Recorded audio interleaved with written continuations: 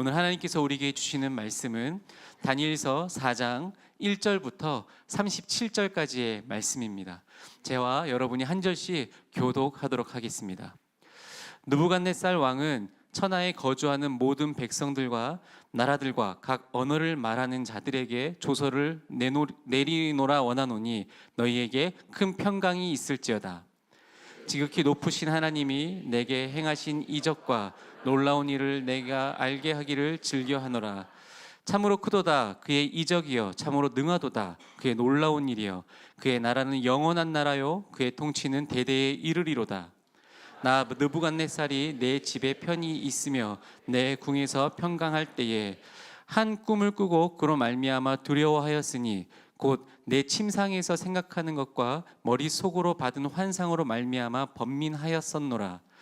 이러므로 내가 명령을 내려 바벨론의 모든 지혜자들을 내 앞으로 불러다가 그 꿈의 해석을 내게 알게 하라 하였더라.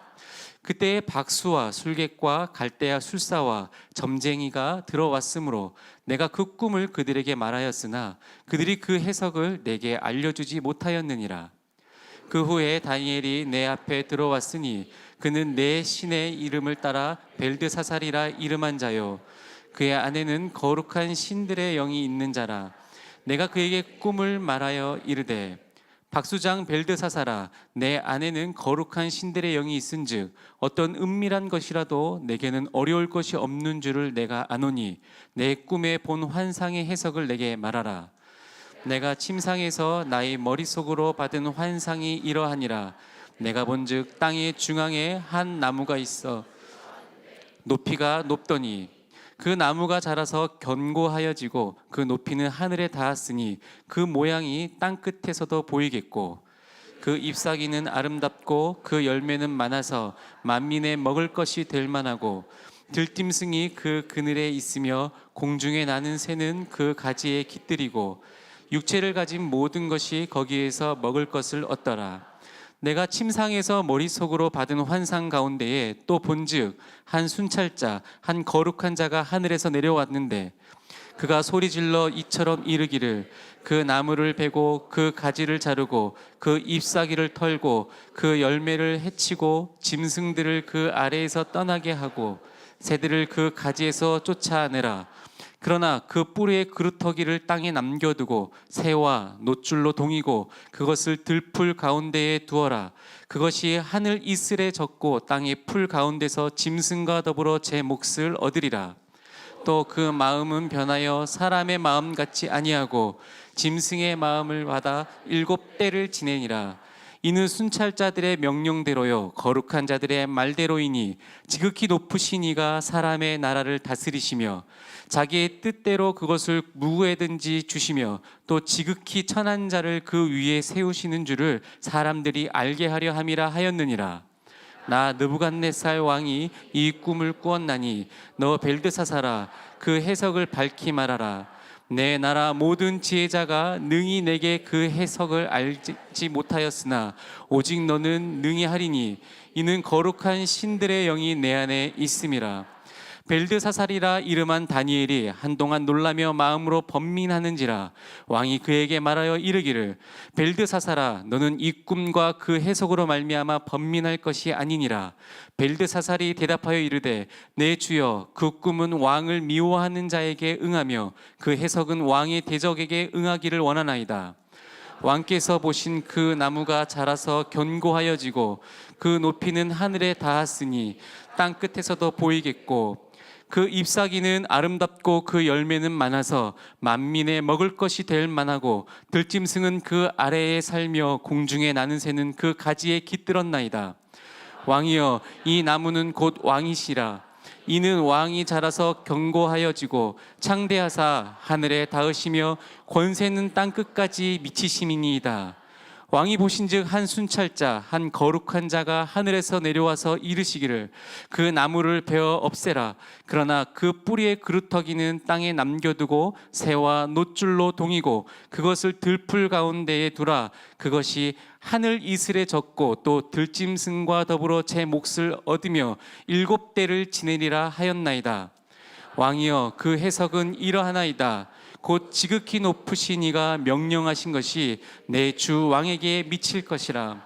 왕이 사람에게서 쫓겨나서 들짐승과 함께 살며 소처럼 풀을 먹으며 하늘 이슬에 젖을 것이요 이와 같이 7대를 지낼 것이라.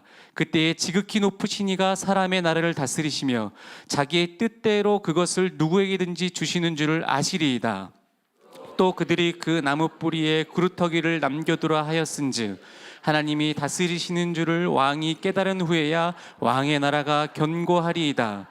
그런즉 왕이여, 내가 아뢰는 것을 받으시고 공의를 행함으로 죄를 사하고 가난한 자를 긍휼히 여김으로 죄악을 사하소서.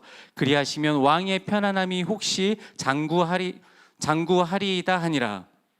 이 모든 일이 다 임하였느니라. 12달이 지난 후에 내가 바벨론 왕궁 지붕에서 거닐세. 나 왕이 말하여 이르되 이 큰 바벨론은 내가 능력과 권세로 건설하여 나의 도성으로 삼고 이것으로 내 위엄의 영광을 나타낸 것이 아니냐 하였더니 이 말이 아직도 나 왕의 입에 있을 때에 하늘에서 소리가 내려 이르되 느부갓네살 왕아, 내가 말하노니 나라의 왕위가 내게서 떠났느니라. 내가 사람들에게 쫓겨나서 들짐승과 함께 살면서 소처럼 풀을 먹을 것이요 이와 같이 7대를 지내서 지극히 높으신 이가 사람의 나라를 다스리시며 자기의 뜻대로 그것을 누구에게든지 주시는 줄을 알기까지 이르리라 하더라.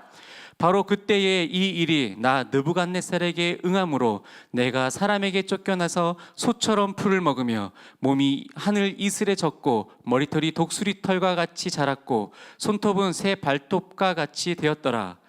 그 기한이 참에 나 느부갓네살이 하늘을 우러러 보았더니 내 총명이 다시 내게로 돌아온지라. 예, 내가 지극히 높으신 이에게 감사하며 영생하시는 이를 찬상하고 경배하였나니 그 권세는 영원한 권세요 그 나라는 대대에 이르리로다. 땅의 모든 사람들을 없는 것 같이 여기시며 하늘의 군대에게든지 땅의 사람에게든지 그는 자기 뜻대로 행하시나니 그의 손을 금하든지 혹시 이르기를 내가 무엇을 하느냐고 할 자가 아무도 없도다. 그때 내 총명이 내게서 돌아왔고 또 내 나라의 영광도 내 위엄과 광명도 내게로 돌아왔고 또 나의 모사들과 관원들이 내게 찾아오니 내가 내 나라에서 다시 세움을 받고 또 지극한 위세가 내게 더하였느니라. 함께 읽겠습니다. 더함으로 하늘의 왕을 찬양하며 칭송하며 경배하노니 그의 일이 다 진실하고 그의 행하심이 의로우심으로 교만하게 행하는 자를 그가 능히 낮추심이라. 아멘. 모두 자리에 앉으시겠습니다. 담임 목사님 나오셔서 감동은 구원이 아니다라는 제목으로 말씀 전해 주시겠습니다. 설마 37절을 다 읽을까? 우리는 읽습니다. 우리는 읽고, 여러분 예배는 그거 아시죠? 우리는 예배 드리러 오면 이게 영이 다 오픈되는 거예요, 하나님께. 그래서요, 여러분들이 어떤 상태에서 오시든 여기 예배의 자리에서 여러분들의 마음을 잡으셔야 돼요. 하나님 안에서 제대로 잡으셔야 돼요. 성경 읽는 것도 우리는 예배거든요. 근데 너무 길어서 짜증내고 하면 그거 다 하나님이 왜 이렇게 길어, 오늘 언제 끝나? 6분 넘게 읽었거든요. 여러분, 그러면 안 되는 거예요. 그것도 우리한테는 너무 귀한 예배인 거예요. 이 예배를 통해서 우리가 말씀을 읽으면서 주님이 영광 받으시는 거예요. 이건 아무것도 아닙니다. 우리가 하나님을 위해서 할 수 있는 것들이 얼마나 많은지 모릅니다. 이런 것들이 좀 분명해지는 은혜가 저 여러분에게 있으면 좋겠습니다. 한 가지, 제가 연초에 이제 저희가 교회 건축을 하면서 힘들고 어렵지만 그래도 이 아울리치는 꼭 가겠다고 제가 설교 때 한번 언급을 했었는데, 저희가 이제 공사가 8월 전에는 끝날 줄 알고 가을에 가야겠다 했는데 안 끝나요. 그래서 아마 가을에 완공이 될 테고, 그러면 저희가 부흥 집회랑 또 헌당 예배랑 하면서 좀 하나님 앞에 좀 집중해야 되는 시기가 있어서 아무리 봐도 연말에도 안 될 것 같아요. 그래서 연초에 아울리치를 가려고 하고 있고요. 어떻게든 약속을 못 지켜서 죄송하고, 하나님 앞에서 또 제가 강단에서 한 말이기 때문에, 하지만 내년 초에 최대한 빨리 미얀마로 가려고 합니다. 그래서 특별히 좀 지진이 나서 어려웠던 지역이기도 하고 좀 주신 마음이 미얀마여서 이번에는 미얀마로 가려고 하는데, 그 지역을 담당하는 선교사님이 다음 주에 오세요. 그래서 그 선교사님 모시고 저희가 선교 특강 듣고 하는 시간을, 또 선교부에서 같이 기도하는 시간을 미얀마를 위해서 가질 텐데, 여러분 그렇게 좀 이해해 주시면 감사하겠습니다. 웬만하면 지키려고 최선을 다하는데 도저히 일정이 안 돼요. 아울리치 갈 수 있는 일정이. 그래서 내년에 초에 가도록 하겠습니다. 우리 옆에 분에게 인사 나누실까요? 잘 오셨습니다. 사랑하고 축복합니다. 예. 오늘 제대로 은혜 받읍시다. 고백할까요? 오늘 제대로 은혜 받읍시다. 진짜 다 하나님께 드리면서 나갈 각오하고 오늘 말씀 들으셔야 돼요. 말씀이 아주 셉니다. 오늘은 아주 돌직구를 죄다 던질 겁니다. 제가 준비한 모든 돌직구를 다 던지겠습니다. 그래서 오늘 말씀이 그런 말씀이에요. 그래서 제목부터가 이 장난 아니죠? 감동은 구원이 아니다. 무엇을 말하는가 함께 이야기하면서 우리가 함께 제대로 주님의 그 성령의 불을 받고 주님 안에 꼬꾸라지는 이 시간 되었으면 좋겠습니다. 기도하고 아멘. 예, 아멘. 이 정도로는 안 돼요. 그런 불 받는 시간 되기를 원합니다. 아멘. 자, 기도하고 말씀 전하겠습니다. 하나님, 오늘 말씀 가운데 우리에게 주시고자 하는 주님의 말씀 온전히 깨닫고 주 앞에 엎드리기 원합니다. 말씀은 거미기에 우리를 쪼개고 우리의 골수를 쪼개고 우리의 심령을 쪼개며 이 말씀의 능력을 우리에게 나타내실 줄 믿습니다. 우리로 하여금 이 말씀 앞에 엎드리며 주님의 살아계심을 경험하며 참된 구원의 길을 경험하는 우리 모두 되게 하여 주시옵소서. 예수 그리스도 이름으로 기도합니다. 아멘. 성경에서 유일한 곳이에요. 여기가 어떤 면에서 유일하냐면, 이방 사람이 쉽게 말하면 하나님의 백성이 아닌데 찬양과 찬송과 간증이 다 들어있어요. 그래서 성경에 포함이 되어 있습니다. 하나님의 사람들이 쓴 책이, 성령의 감동에서 쓴 책이 성경인데, 그 성경 안에 이 말대로라면 1인칭 느부갓네살 시점이에요. 오늘 처음부터 끝까지 이런 곳이 없어요, 성경에. 그러니까 이방 사람이 찬양을 하고 하나님의 이름을 높여드리고 그 어마어마한 간증을 하고 그 간증의 그 감격을 가지고 또 하나님을 찬양하다가 오늘 37절에 마치는 내용이 오늘 본문이에요. 아주 유니크하죠. 찾아보기 힘든. 이 말씀 속에서 우리가 받게 되는 분명한 은혜와 도전이 너무 강력하게 있기 때문에 오늘 말씀을 좀 준비했습니다. 특별히 오늘 본문에서는 기적, 사인, 그 다음에 이적, 원더, 영어로 보면 그렇거든요. 아주 놀라운 일. 그 다음에 어떤 하나님이 아니면 보일 수 없는 그 기적적인 어떤 흔적. 이 두 단어가 어순 속에서 강조되면서 하나님의 초자연적인 역사가 이방 왕 느부갓네살이라는 사람을 통해서 드러나요. 아주 독특한 일이에요, 이거는. 그러면서 세상에서 가장 자신이 높은 줄 알고 살던 제국의 왕이 오늘 본문의 시작처럼 하나님을 높이기 시작합니다. 오늘 본문에 있게 되는 모든 일들을 다 겪고 난 후에 정리해서 하나님을 찬양하는 내용이 담겨요. 1절부터 3절을 보시면 우리 함께 읽어볼까요? 느부갓네살이 조서를, 그러니까 공문을 전역에, 바벨론 제국의 전역에 공문을 내리는데 그 공문의 내용이 하나님을 찬양하는 내용이에요. 여호와 하나님을 찬양하는 내용. 자, 1절부터 3절을 한 목소리 읽습니다. 느부갓네살 왕은 천하에 거주하는 모든 백성들과 나라들과 각 언어를 말하는 자들에게 조서를 내리노라. 원하노니 너희에게 큰 평강이 있을지어다. 지극히 높으신 하나님이 내게 행하신 이적과 놀라운 일을 내가 알게 하기를 즐겨하노라. 참으로 크도다 그의 이적이요, 참으로 능하도다 그의 놀라운 일이요, 그의 나라는 영원한 나라요, 그의 통치는 대대에 이르리로다. 기적과 이적을 경험하면서 막 경탄을 금치 못하면서 이방의 왕이 하나님을 찬양하며 오늘 본문이 시작됩니다. 그러면서 어떤 일이 있었는가를 느부갓네살이 고백을 해요. 저는 이게 진짜 느부갓네살이 쓴 거냐 아니면 편집한 거냐 이런 거에 관심을 두고 싶지 않아요. 성경은 유일한 하나님의 말씀입니다. 하나님의 말씀이 느부갓네살이 말하는 거라고 얘기했으면 우리는 거기서 있는 그대로를 취하면서 나가는 거예요. 자, 그러면서 이제 느부갓네살이 왜 이렇게 하나님을 찬양하는지 얘기하는데 4절, 5절, 6절을 보세요. 갑자기 내가 평안하게 있을 때 두 번째로 꿈을 꿨어요. 첫 번째 꿈을 꾸고 난리가 났었잖아요. 그때 다니엘이 총리가 되었고, 그러고 난 다음에 평안 가운데 있을 때 갑자기 꿈을 꾸면서 이 꿈의 내용이 너무나 두려워서 이게 뭐 침상에서 그리고 아침에서부터 저녁까지 이 모든 생각이 이 느부갓네살을 사로잡습니다. 번민하였다 할 정도니까 막 정신없이 흔들리는 거예요.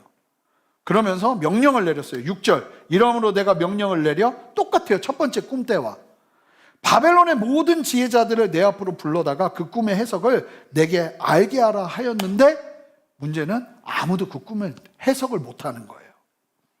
두려움이 일어날 수밖에 없는 상황에서 아무도, 그러니까 똑같은 상황이 펼쳐집니다. 결국은 다니엘의 바벨론식 이름이 벨드사살이죠. 벨드사살을 부릅니다. 왜요? 첫 번째 꿈을 해석한 유일한 사람. 그러면서 이제 꿈의 내용을 다니엘에게 느부갓네살이 말하는데, 꿈의 내용이 어떤 내용이었냐면, 자 보시면 꿈의 내용이 다음과 같았어요. 한 거대한 나무가, 제가 좀 추리학해서 설명하면 27절까지의 내용은 꿈을 꾸는데 한 거대한 나무가 온 땅을 덮고 있는 거예요. 나무가 어마어마하게 큰 나무가. 그리고 그 나무의 그늘 아래서 수많은 생명들이 막 자라는 게 이게 환상 가운데 보이는 거예요. 꿈에서.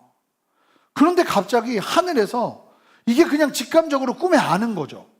깨어있는 자, 거룩한 자가 하늘에서 내려와서 갑자기 뭐라고 말하냐면, 이 나무를 베라 하는 소리가 들리는 거예요. 꿈에. 그리고는 나무의 구루터기만 남고, 그러니까 몽땅 다 잘린 거예요. 그 마지막 그냥 그 뿌리 위에 있는 구루터기만 남고, 새와 노줄로 그 남은 곳도 다 동여지는 거예요. 나무가 그냥 쓰러져 버리고. 그리고 나서 7대가 지나고 나서 사람의 마음을 빼앗기고, 그 7대 동안 7년 동안 막 굉장히 고통받고 있는 장면이 이 꿈의 내용이었던 거예요. 그러니까 잠이 안 올 만하죠. 꿈꾸고 나서 너무 기가 막히니까. 누가 봐도 이건 영적인 꿈이에요. 첫 번째 꿨던 꿈하고 너무 비슷한 거예요, 느낌이. 근데 이제 그 꿈의 내용을 이게 이제 쭉 얘기했단 말입니다. 근데 이제 다니엘이 어떤 은사가 있어요? 꿈을 해석하는 은사가 있어요. 여러분, 은사는 참 신기한 거예요. 은사는요, 막 이거를 알려고 노력하는 게 아니라 그냥 듣자마자 알게 되는 거예요. 자, 보세요. 19절 보시면 함께 읽어볼까요? 그 꿈을 듣자마자 다니엘이 그냥 반응해요. 함께 읽습니다. 시작. 벨드사살이라 이름한 다니엘이 한동안 놀라며 마음으로 번민하는지라. 자, 듣고 난 다음에 그냥 그 내용이 다 들어오는 거예요. 그러면서 이걸 말을 빨리 못 꺼내요. 왜냐하면 내용이 너무 안 좋으니까. 그러자 이제 왕이 말합니다. 왕이 그에게, 시작. 왕이 그에게 말하여 이르기를,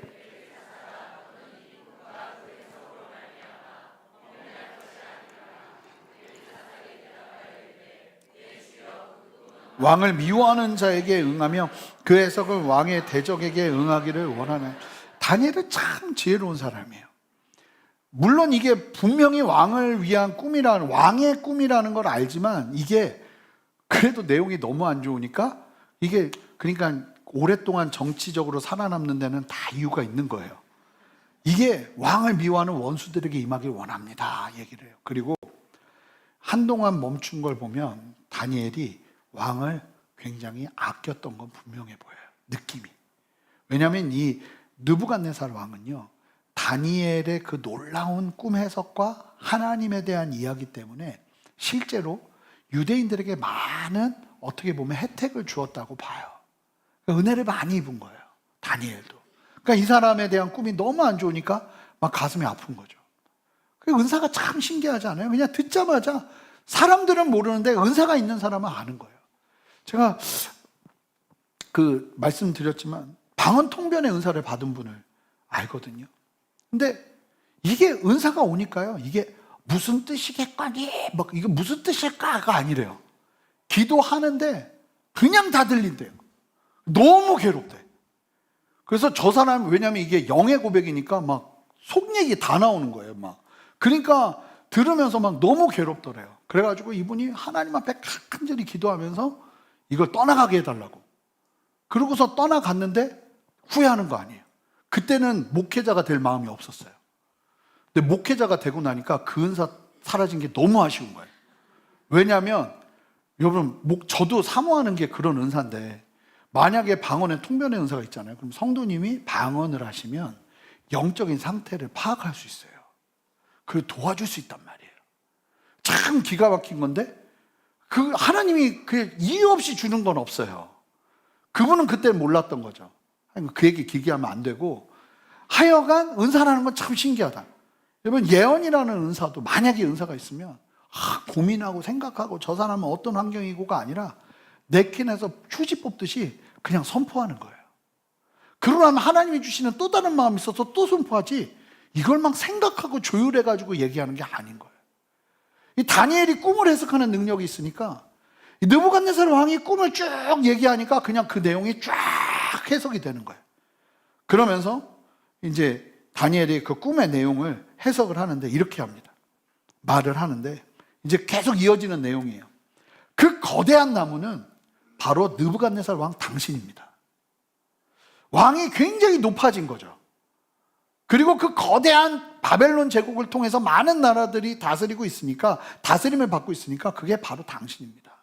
근데 당신이 높아졌습니다. 결국 하나님께서 그 높아진 마음을 낮추시기 위해서 그와 같은 일을 하실 겁니다. 그래서 깨어있는 자, 거룩한 자가 하늘에 내려와 나무를 베라고 하는 것은 당신의 왕권이 이제 배임을 당하게 될 거라는 걸 이야기해요. 참 이걸 왕 앞에서 얘기한다는 것도 참 대단하죠. 결국은 어떻게 될 것인지를 얘기하는데, 당신은 사람들의 마음을 잃고 들짐승처럼 살면서 머리카락은 독수리 깃털 같고 손톱은 새 발톱 같아지는 처참한 삶을 7년 동안 살게 될 것입니다. 그리고 7년이 지난 후에야 왕이 다시 회복될 수 있을 것임을 이야기해요. 그렇게 꿈의 해석을 쭉 하고 난 다음에 정말 중요한 얘기를 해요. 자, 이게 당신에게 있을 일입니다. 꿈으로 먼저 보여주셨습니다. 자, 그러면 꿈으로 먼저 보여주실 때는 기회예요. 기회예요. 그 다윗이 그 기회를 얘기해요. 자, 중요한 말씀인데 27절 한 목소리로 읽습니다. 시작. 공의를 행함으로 죄를 사하시고 가난한 자를 긍휼히 여김으로 죄악을 사하소서. 그리하시면 왕의 평안함이 혹시 장구하리이다. 이게 무슨 얘기예요? 여러분, 우리의 영원한 심판은 피할 수 없어요.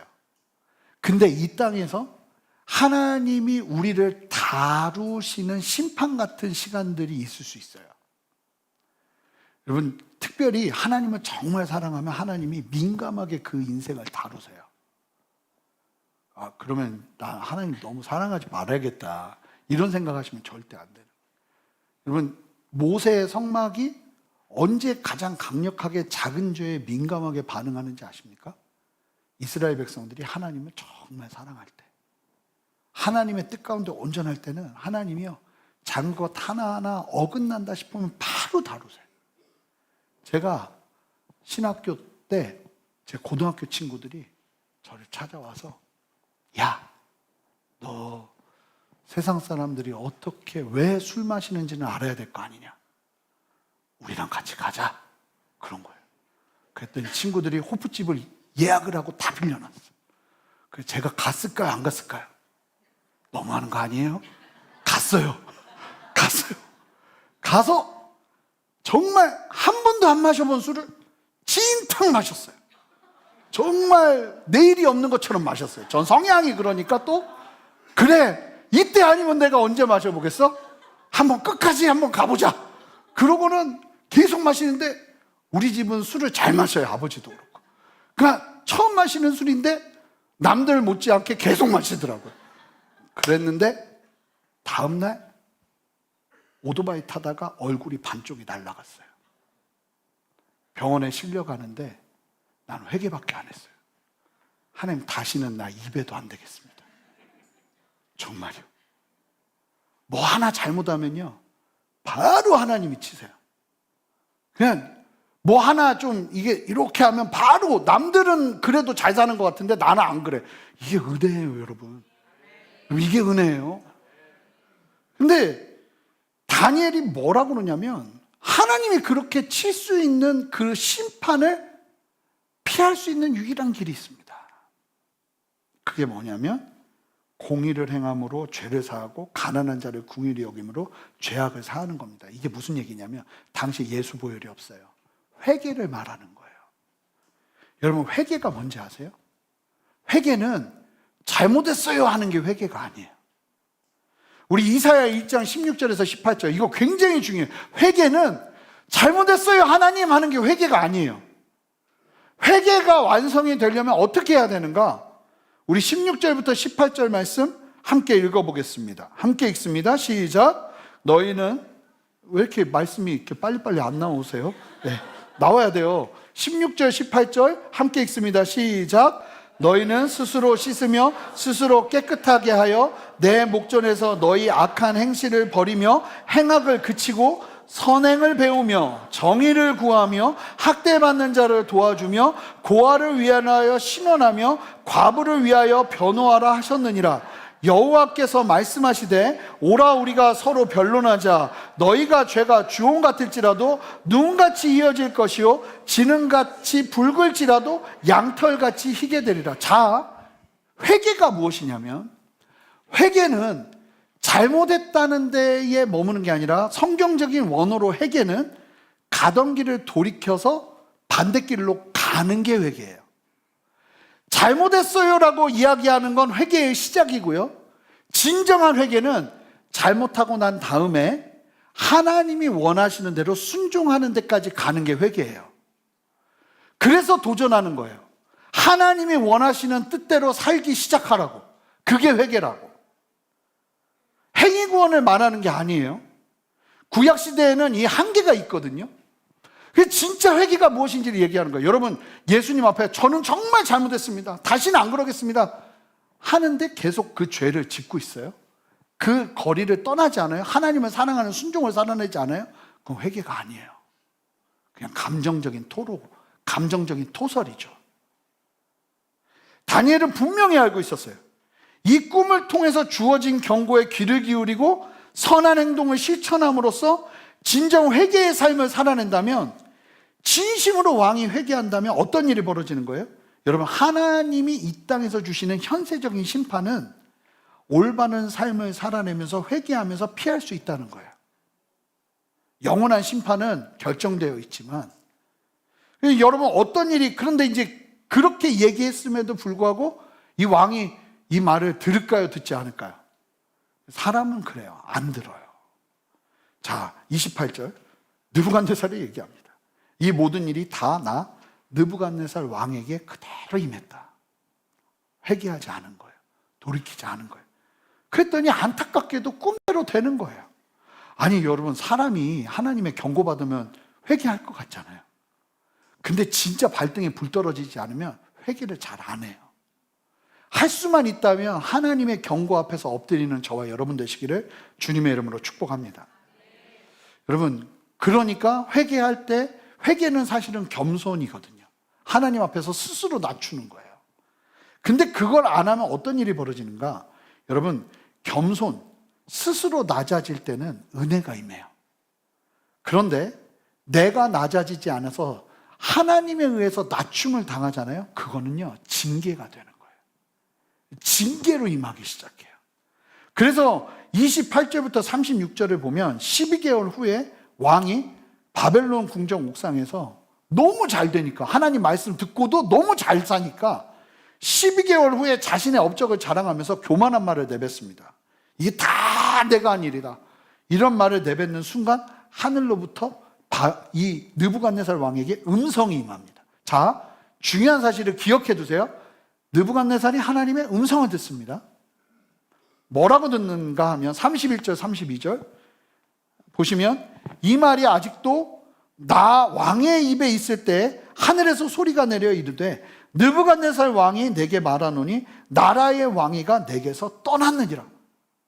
하나님이 말씀하시는데 너의 왕위는 떠났다. 그러자 사람들이 배신하기 시작해요. 네가 사람에게서 쫓겨나서 들짐승과 함께 살면서 소처럼 풀을 먹을 것이요 이와 같이 7대를 지나서 지극히 높으신 이가 사람의 나라를 다스리시며 자기의 뜻대로 그것을 누구에게 주시는지를 알기까지 이르리라 하더라. 이게 자기가 잘나서가 아니라 그 절대자 하나님이 도와주시지 않으면 자기가 한 걸음도 걸을 수 없다는 걸 7년 동안 고난을 겪고 나서야 알게 되면 그때 끝날 거라고 얘기한다는 거예요. 그리고 그 꿈대로 다니엘의 해석대로 일이 일어납니다. 그리고 나서 자 34절 한 목소리 읽습니다. 기한이 참에 7년이 지났다는 거예요. 기한이 참에 7년이 지나서 고생을 하다가 정말 손톱이 짐승 새의 발톱처럼 막 다 부르트고 막 일어나고 짐승 같은 삶을 살다가 때가 차서 자 34절 함께 읽습니다. 시작. 그 기한이 참에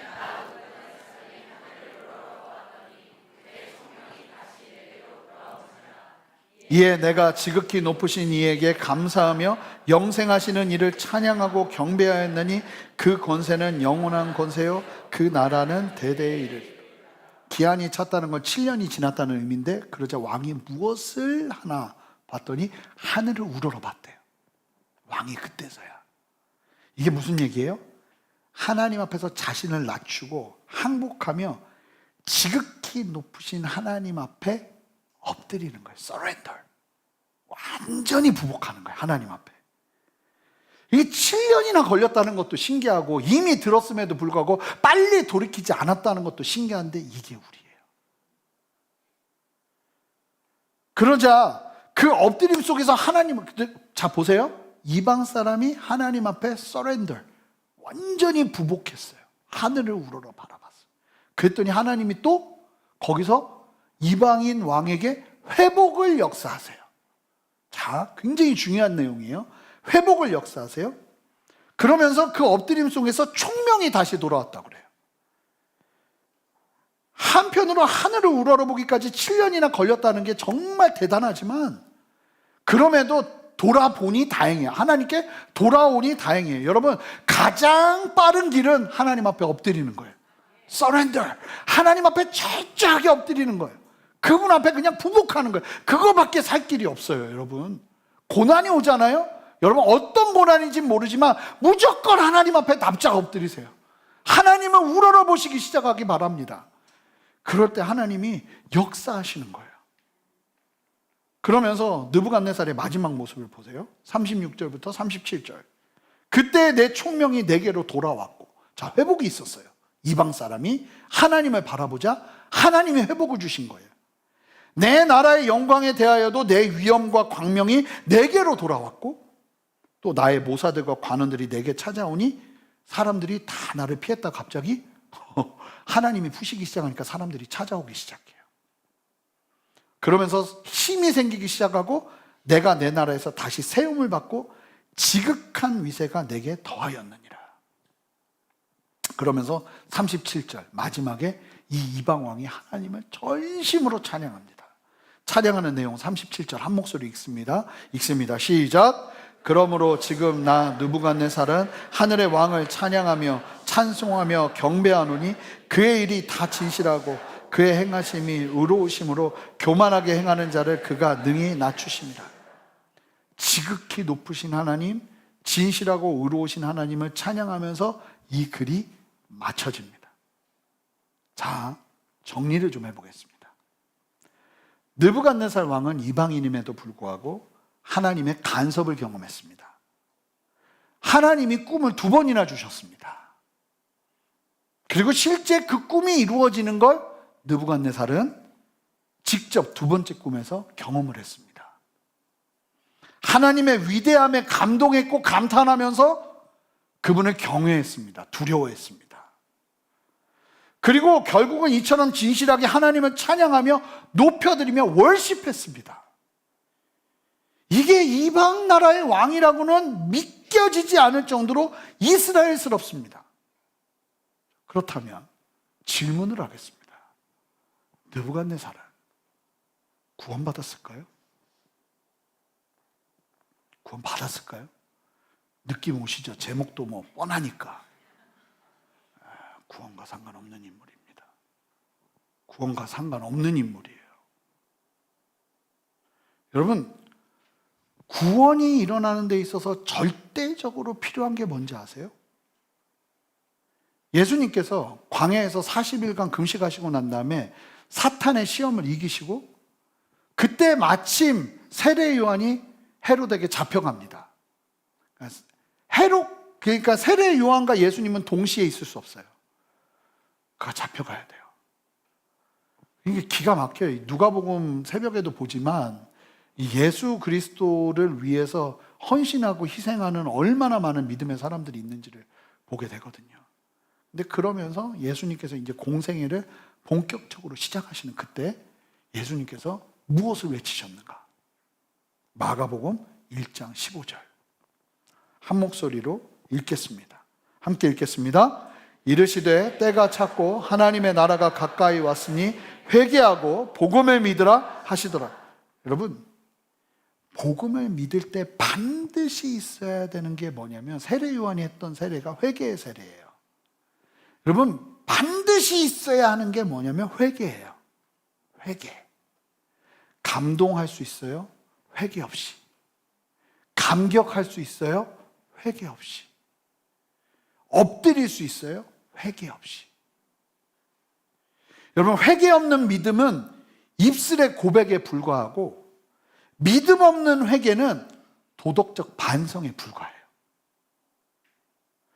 회개 없는 복음은 값싼 은혜일 수밖에 없어요. 구원의 과정에서 회개는 하나님께 돌이키는 것이며 믿음의 시작을 불러일으키는 거예요. 돌이켜서 바른 길로 가기 시작하는 거잖아요. 믿음이 붙기 시작하는 거예요. 그러니까 사실은 예수 그리스도를 믿는 과정에서 하나님의 백성이 되는 과정에서 철저한 순종과 회개가 따라와야 하는 거예요. 제가 예수님을 처음 만났을 때 여러 번 얘기를 했었어요. 저는 성향상 제일 이해가 안 됐던 게 왜 이렇게 성경은 나를 죄인이라고 그래? 전 성향이 이렇게 막 그렇게 막 나쁜 짓을 할 수 있는 성향이 아니에요. 막 어디를 막 어긋날 수 있는 성향이 아니란 말입니다. 나름대로 그냥 조용히 살던 애인데 뭐 나 때문에 예수님이 죽으셨다고 막 내 죄가 크다고 그러니까 들을 때마다 동의는 하지만 마음속에서 화가 나고 거절이 되고. 근데 참 신기한 게 예수님을 인격적으로 고등학교 2학년 때 만나는 순간 제가 예수님을 주야 부르고 두 번째 주야 부르는데 이제 막 방언이 나오면서 제가 처음으로 외친 말이 주님 저는 죄인입니다 하면서 막 울기 시작하는 거예요. 너무 신기한 게요. 내가 진짜 죄인 같아요. 난 죄인이라는 생각을 한 번도 해본 적이 없어요. 그런데 주님의 영광의 빛이 비치니까 내가 이 죄의 문제 때문에 막 울더라고요. 내가 누가 시키는 것도 아닌데. 느부갓네살은 하나님을 지극히 높으신 하나님, 영원히 살아계신 분, 모든 일을 뜻대로 행하시는 분이라고 고백해요. 전능자로 고백하는 거예요. 그러나 그의 삶에서 하나님과의 인격적인 관계나 특별히 언약이 없어요. 여러분 보세요. 아브라함을 하나님께서 갈대아 우르에서 부르셔서 가나안 땅에 이끄시자 아브라함이 여러 상황들 속에서 그의 삶을 돌이키면서 하나님과 어디로 들어가나요? 언약의 관계로 들어가요. 그런데 이 느부갓네살은 감동도 있고 하나님 앞에 회개도 있고 찬양도 있는데 언약이 없어요. 그는 하늘을 우러러보며 하나님의 위대함을 감동했지만 자신의 죄에 대한 근본적인 자백은 보이지 않아요. 느부갓네살이 7년 동안 극심한 고난에서 철저히 낮아지며 하늘을 우러보는 신가를 가졌지만 이거는요 회개까지 간 건 아니에요. 하나님께로 돌이키는 것이 아니라 자기 회복의 열쇠로 하나님을 인정하는 정도에 머물러 버려요. 고통을 피하는 수준에서 이 일을 이겨내기 위해선 하나님이 필요하니까 하나님 앞에 엎드리는 거예요. 그렇다면 이런 질문이 있을 수 있죠. 하나님은 왜 느부갓네살의 고백에 응답하시고 미리 꿈까지 주셨는가? 이상하잖아요. 구원도 안 받았다는데 왜 그러실까? 잠언 16장 4절 한 목소리로 읽겠습니다. 함께 읽겠습니다. 여호와께서 온갖 것을 그 쓰임에 적당하게 지으셨나니 악인도 악한 날에 적당하게 하셨느니라. 여러분, 이게 무슨 얘기예요? 이방 왕조를 통해서 하나님은요, 얼마든지 하나님의 주권과 계획을 드러내시는 분이에요. 안타깝지만 느부갓네살은 하나님께 회개하며 엎드릴 기회가 있었어요. 다니엘이 얘기했잖아요. 그런데 그가 그 길을 선택하지 않았죠. 그럼에도 그에게 계속 꿈을 주시고 회복을 시키시는 이유는 그를 구원하시기 위함이 아니에요. 그를 도구로 사용하시는 거예요. 중요한 부분이에요. 설사 여러분, 이게 무슨 얘기냐면 하나님이 꿈을 나에게 주시고 그 꿈대로 역사하시고 내가 하나님의 살아계심을 막 감탄하면서 찬양해도 그 과정 속에서 철저하게 엎드리며 회개하는 하나님 앞에서의 부복이 없는 한 그저 도구로 사용되다 말 수도 있다는 거예요. 여러분, 이 말씀을 보세요. 요셉 때 바로 왕을 세우신 하나님의 뜻이 담기는데 로마서 9장 17절 18절이에요. 성경이 바로에게 이르시되 내가 이 일을 위하여 너를 세웠으니 곧 너로 말미암아 내 능력을 보이고 내 이름이 온 땅에 전파되게 하려 함이라 하셨으니 그런즉 자 보세요. 하나님이 하시고자 하는 자를 궁일이 여기시고 하나님이 하고자 하니까 궁일이 여기는 거예요. 이게 진짜 관계 속에서의 궁일이 아니에요. 하나님의 뜻이 있으니까 궁일이 여기고 하나님이 하고자 하시는 자를 완악하게 하신대요. 느부갓네살은 구속사의 큰 그림 속에서 하나님의 영광을 드러내는 일시적인 도구였을 뿐인 거예요. 자, 이제 도전이 들어갑니다. 저는 믿음의 돌직구를 던집니다. 사랑하는 성도 여러분, 우리가 느부갓네살 신앙에 머물 수 있다는 겁니다. 하나님을 존중하지만 믿지는 않아요. 하나님을 인정하지만 예수 그리스도를 통한 유일한 구원, 그 길에 대한 절대적인 인정과 절박한 돌이킴, 회개가 없다면 여러분, 그 존중만으로 구원은 일어나지 않아요. 은혜는 받았지만 주인이 바뀌지 않는 신앙, 느부갓네살의 신앙이에요. 체험이 있을 수 있어요. 여러분 잘 보세요. 체험이 있을 수 있어요. 회복도 있을 수 있어요. 기적도 있을 수 있어요. 지금 느부갓네살이 뭐 하는 거예요? 간증하고 있는 거예요. 간증도, 여러분, 간증도 위험할 수 있어요. 간증을 통해서 하나님을 높일 수도 있어요. 그러나 여전히 삶의 중심이 자기 자신이라면, 여전히 주인이 나라면 우리도 느부갓네살 수준에 머물고 있을 수 있어요. 하나님의 손길을 경험하고 나의 삶의 구원자 주 되신 그분이 아니라 나의 걸음에 필요한 돕는 신으로 그저 도깨비 방망이, 그저 나를 도와주는 어떤 도움으로 그렇게 머문다면 그게 느부갓네살의 신앙일 수 있다는 거예요. 느부갓네살은 하나님을 존재론적으로 주권자라 여겼어요. 그러나 자신의 구원자로 받아들이지는 못했어요. 오늘날에도 수많은 사람들이 하나님을 문제를 해결해 주시는 분, 내 인생의 도깨비 방망이, 지금 어려운 문제를 위해서 필요한 절대적인 대상, 그 이상도 그 이하도 아닌 나의 비서일 뿐이에요. 만약에 그 신앙 안에 머물고 있다면 그분이 나의 유일한 구세주, 내 삶을 구원하신 나의 왕 중의 왕, 예수 그리스도라는 믿음이 없다면 여러분, 우리도 느부갓네살 신앙에 머물고 있을 수 있다는 거죠. 복음의 능력이 우리의 삶을 변화로 이끌어냅니다. 삶에서 경건의 능력을 소유하게 되는 거예요. 느부갓네살은 하나님에 대한 경외는 있었어요. 감동도 있었어요. 그러나 그것만으로 하나님의 백성으로 확정질 수 없는 거예요. 우리 또한 인생 속에서 하나님을 감탄하고 경외하지만 살펴봐야 되는 거예요. 내 삶의 복음의 능력이 나를 변화로 이끌고 있는가?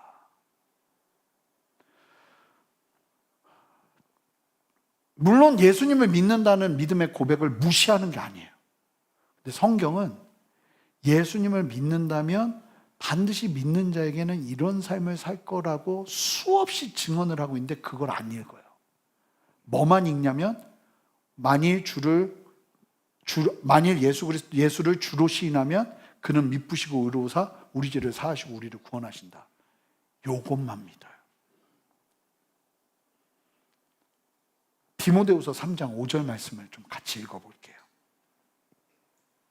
함께 읽어보겠습니다. 시작. 경건의 모양은 있으나 경건의 능력은 부인하니 이 같은 자들에게서 네가 돌아서. 바울이 죽기 전에 마지막에 쓴 서신서가 디모데후서죠.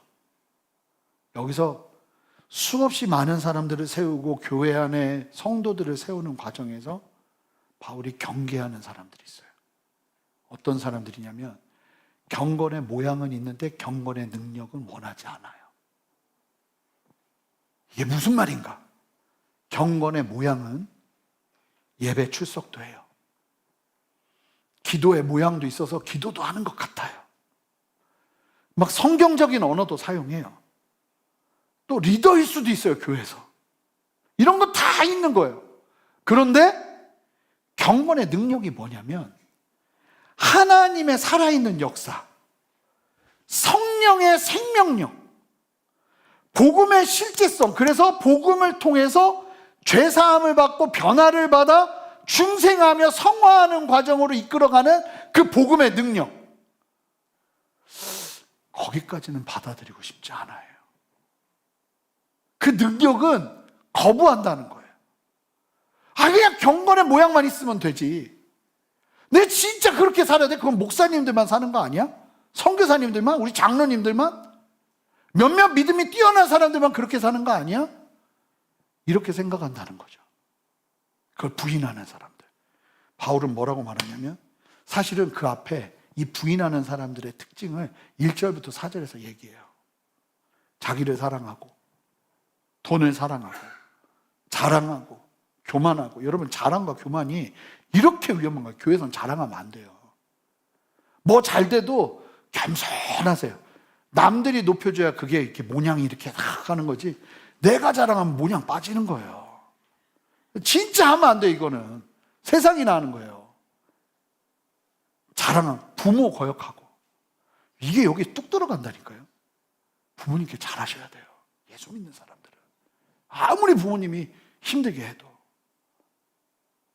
쾌락 사랑하기를 하나님 사랑하는 것보다 더하는, 이것 때문에 경건의 능력이 싫어요. 이 사람들은 경건의 능력 갖고 싶지도 않아요.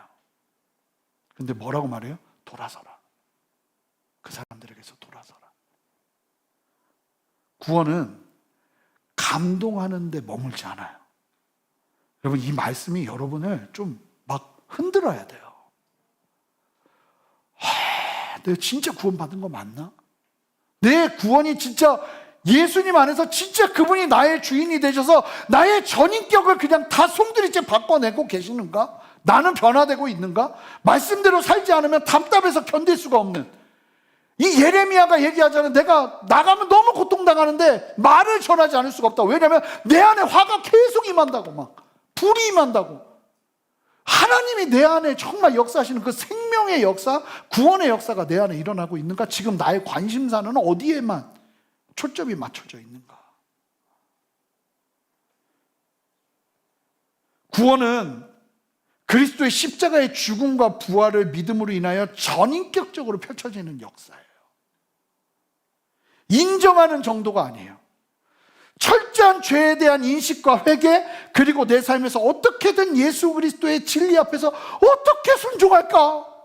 어떻게 내가 주님의 뜻을 따를까? 어떻게 내가 믿음으로 살아내야 될까? 근데 진짜 안 변해요. 진짜 안 변해요.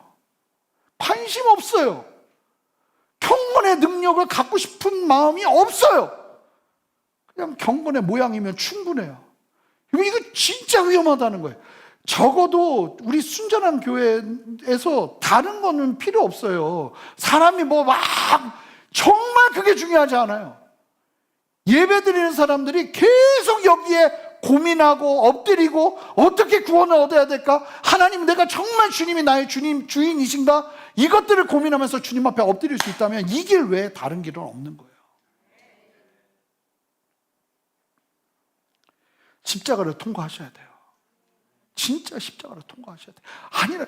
아니 이상한 소리 한다니까요. 예수 믿고 난 다음에도 이상한 소리 한다니까요. 전혀 다른 소리 한다니까요. 세상 사람들이 하는 얘기를 똑같이 한다니까요. 이상한 얘기를 해요. 근데 뭐라고는 못하겠어. 너무 확신하니까. 아니라니까요. 예수 믿으면, 십자가를 통과하면 그냥 알아요. 제대로 가고 있구나.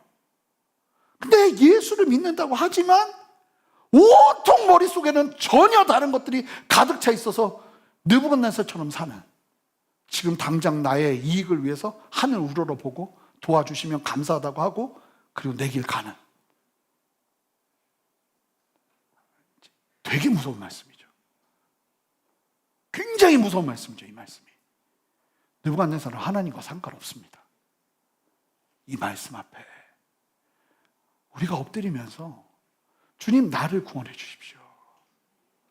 호산나, 나를 구원해 주십시오. 예수님, 내 안에 그 구원의 기쁨이 온전하게 회복될 수 있도록 역사해 주십시오.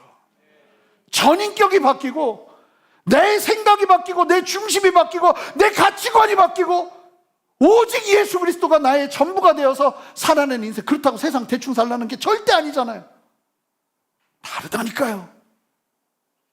그 걸음을 제가 종말론 특강하면서 그랬다니까요. 주님이 나중에 구원받는 사람 숫자를 14만 4천으로 제한시켰어요. 근데 물론 그 당시에 14만 4천을 계산하는 법이 따로 있지만, 많은 수라고 해석을 할 수 있지만, 저는 이 14만 4천이라는 숫자로 가다 놓은 경고성이 있다고 믿어요. 생각보다 많은 사람들이 구원받지 못할 수도 있는 거예요. 예수 믿는다 하지만, 주여 주여 외치지만, 적어도 나는 아니어야 되잖아요. 진짜 예수 믿는 온전한 믿음 안에 정말 예수를 나의 주로 만나서 그냥 펑펑 회개하고 주님을 나의 전부로 믿고 어떤 방향성과 걸음이 달라지는 역사. 이거는 힘으로 되는 게 아니고 하나님의 능력으로 되는 거니까. 성령의 능력으로 되는 거니까. 오늘 같이 좀 기도할 텐데, 여러분 이 고백을 하세요. 내가 이대로 떠나지 않겠습니다.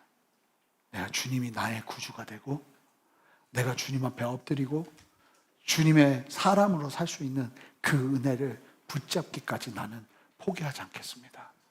그 마음으로 함께 서는 저와 여러분, 힘듭니다. 힘들어요.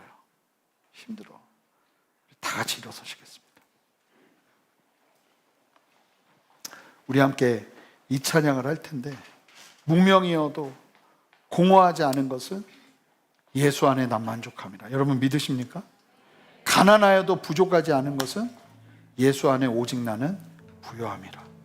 예수로 충만한 인생 살게 하여 주시옵소서. 그 마음 가지고 주님 안에서 정말 변화되는 주님의 그 생명을 경험하는 역사가 우리에게 일어나기를. 우리 함께 가슴에 두 손을 대고 우리 이 찬양으로 나갑시다. 고백합니다. 무명이어도 공허하지 않은 것은, 무명이어도 공허하지 않은 것은 예수 안에 만족함이라. 가난하여도 부족하지 않은 것은 예수 안에 오직 나는 부요함이라. 고난 중에도 견뎌낼 수 있는 것은 주의 여러분 주님을 신뢰하세요. 아멘. 기 때문이라. 실패하여도 일어설 수 있는 것은 예수 안에 오직 나는 승리함이라. 고백합시다. 난 예수로 충만하네. 난 예수로 충만하네.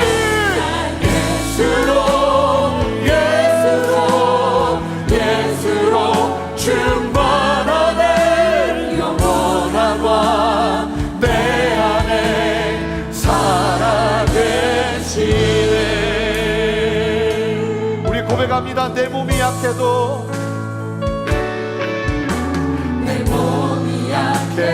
낙심하지 않는 것은 예수 안에 난 완전함이라. 화려한 세상 부럽지 않은 것은 난 예수로 우리 함께 두 손을 앞에 들고 주님을 의지합시다. 난 예수로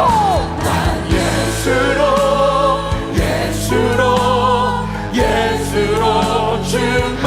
세상 모든 풍파도 두렵지 않네.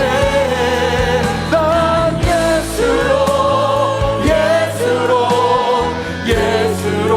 충만하네.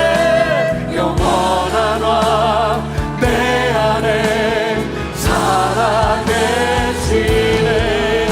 난 예수로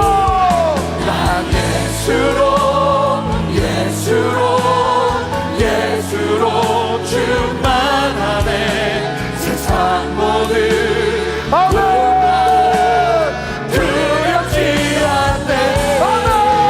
난 여러분 고백하세요.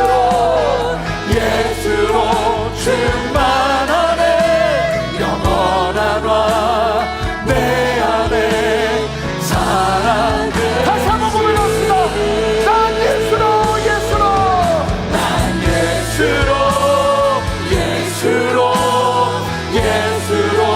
충만하네. 세상 모든 풍파도 두렵지 않네. 난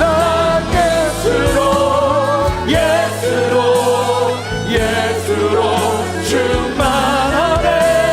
영원한 왕 내 안에 살아계시네.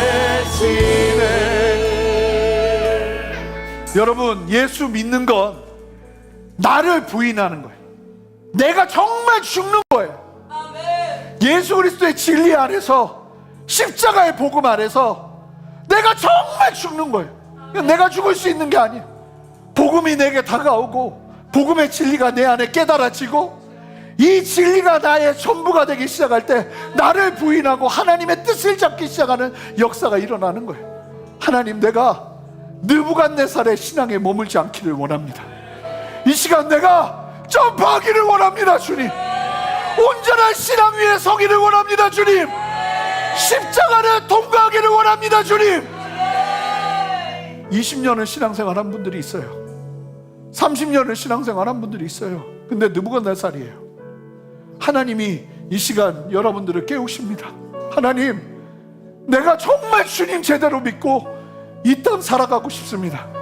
주의 십자가의 공로로 우리를 새롭게 하여 주시옵소서. 온전하게 하여 주시옵소서. 하나님, 내 안에 온전한 구원이 다시 한번 임하기를 원합니다. 새겨지기를 원합니다. 온전한 구원의 길로 돌이키기를 원합니다. 하나님, 나를 붙들어 다 눈을 감으세요. 부끄러워하지 마세요.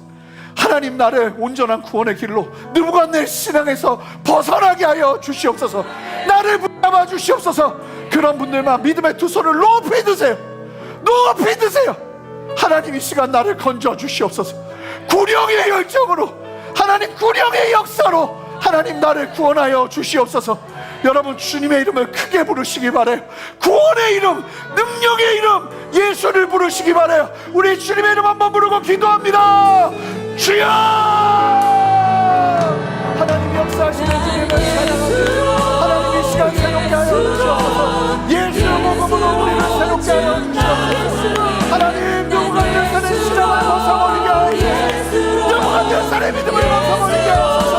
하나님, 온전한 믿음이 대하여 시작되는 은혜와 역사를 허락하여 주시옵소서. 주님 보게 하시고 알게 하옵소서.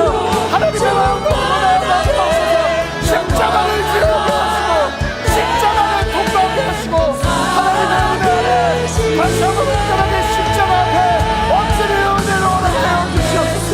느부갓네살의 믿음에 머물지 않겠습니다. 하나님, 이 시간 우리를 새롭게 하시고 더 기도하세요. 성령께서 역사하시고 여러분의 마음을 받으세요. 하나님께 고백하세요. 하나님, 내가 주님을 만나기를 원합니다. 내가 주님을 만나기를 원합니다.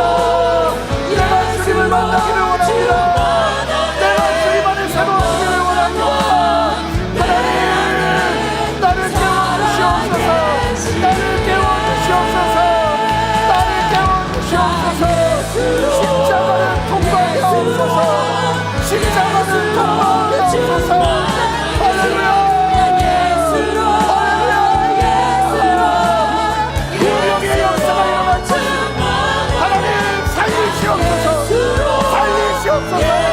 건지시옵소서. 새롭게 하시옵소서. 하나님의 마음과 함께 하옵소서. 아멘.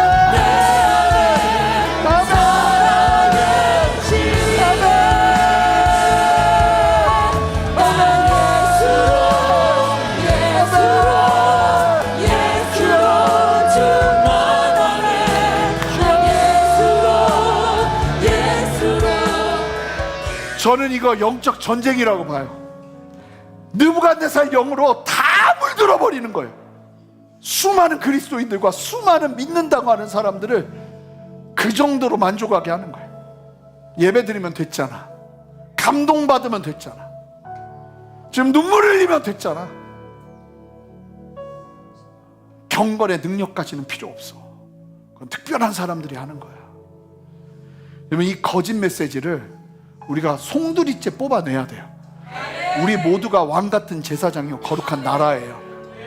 하나님이 우리를 그렇게 소유 삼으신 거예요. 우리는 절대로 그렇게 살 수 없는 거예요. 여러분, 시각과 눈과 마음이 진짜 십자가를 통과하셔야 돼. 거기에 욕망과 욕심과 주로부터 오지 않은 것들이 꽈리 틀고 자리 잡고 있다면 이 시간 영적 전쟁 하셔야 돼. 특별히 이 시간 우리가 좀 영적 전쟁 할 텐데 다 같이 두 손을 듭시다. 하나님, 내 안에 주로부터 오지 않는 자리 잡고 있는 이 잘못된 영적인 교만, 영적인 안일함, 영적인 안주하는 마음들, 이 느부갓네살의 영을 예수 이름으로 파합니다. 주여, 역사하셔서 우리 안에 자유케 하여 주시옵소서. 깨어나게 하여 주시옵소서. 일어서게 하여 주시옵소서. 경건의 모양에서 머무는 것이 아니라 능력을 취하게 하여 주시옵소서. 주님의 이름 간절히 부르며 기도합니다. 주여, 주여.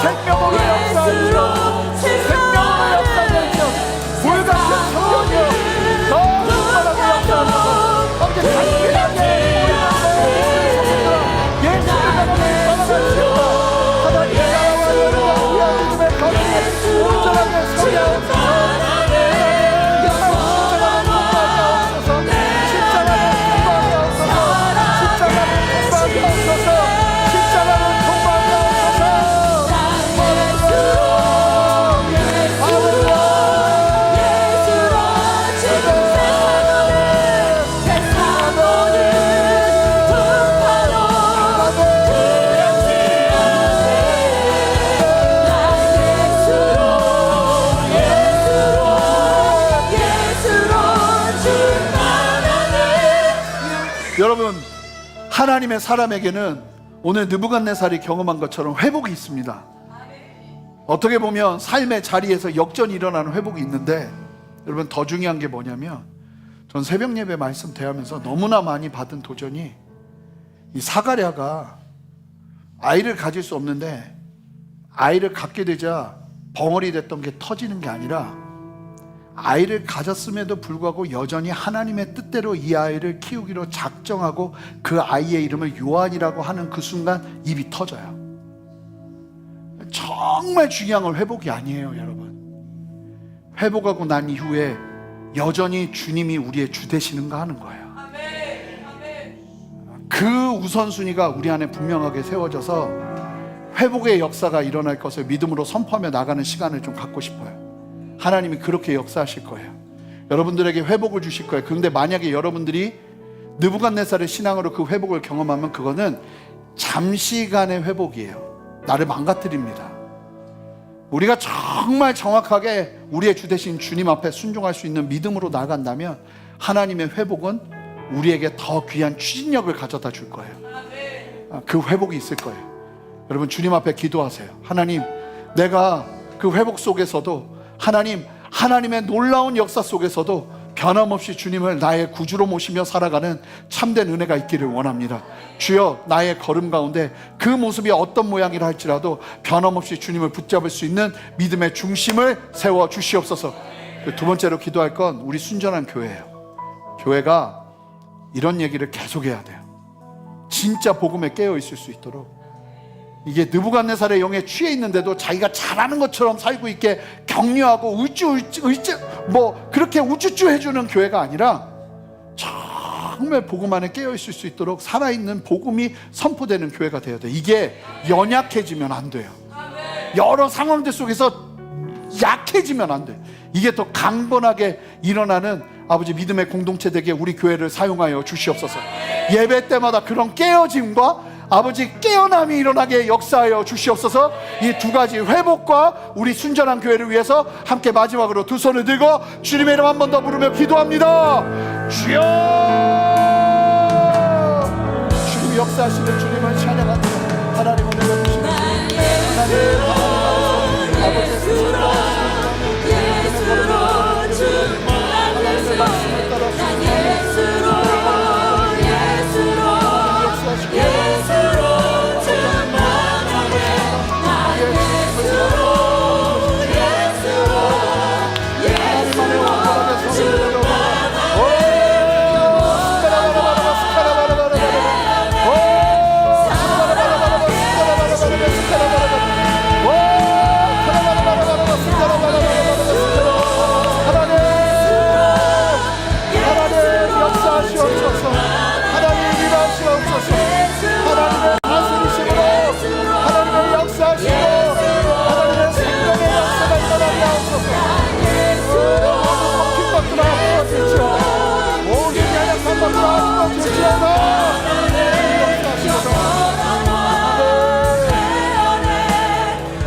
하나님, 오늘 이 말씀으로 우리를 깨워주시는 주님을 찬양합니다. 말씀이 생명이 되게 하여 주셔서 느부갓네살의 신앙을 버리게 하시고 하나님 온전히 나의 주 되신 주님을 온전히 믿음으로 말미암아 변화를 경험하며 참된 구원의 걸음, 구원의 길을 걷는 좁은 길, 좁은 문으로 들어가는 인생 우리 모두가 될 수 있도록 역사하여 주시옵소서. 마지못해 선택하는 걸음이 아니라 영광스럽게 붙잡는 이 믿음의 걸음을 붙잡는 기쁨과 감격이 회복되는 역사가 우리 모두에게 있게 하여 주시옵소서. 주님 함께 해주십시오. 오해하지 않게 해주십시오. 너무나도 위험한 구원 받은 것처럼 오해하고 살지 않게 우리를 깨워주십시오. 구원의 기쁨이 날마다 우리 안에 더할 수 있도록 주여 역사하여 주시옵소서. 감사드리며 예수 그리스도 이름으로 기도합니다.